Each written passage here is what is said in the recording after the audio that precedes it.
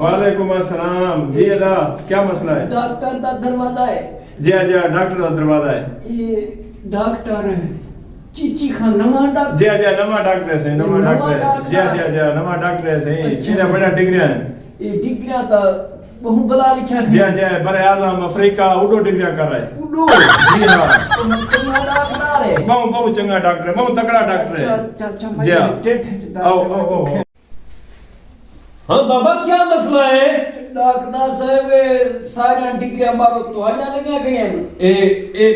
डिठे ने डिग्री में अपने ने मखीन के अफ्रीका दे जंगल यूनिवर्सिटी जो बहु बड़े डॉक्टर हो जी हां बहुत बड़ा ये डिग्रियां पहली दफा नीचे लीता बोला देख सभी ना अच्छा मसला क्या है? डॉक्टर साहब मैं को दर्द है दर्द मारी में तो सुन लगता है ये एक मैं ये तुम्हारी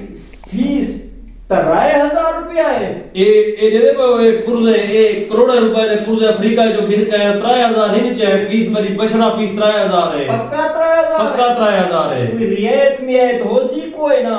तै को दर्द की था रियायत को छोड़ रियायत क्या नहीं होनी मुझे बोलो रियायत का नहीं होती ये 3000 फीस जो घिंदा पे रियायत शियायत कोई नहीं होती ना रियायत क्या नहीं होती अच्छा रियायत कोई नहीं तो दर्द ही पीछे आप बोल no, no, no, no.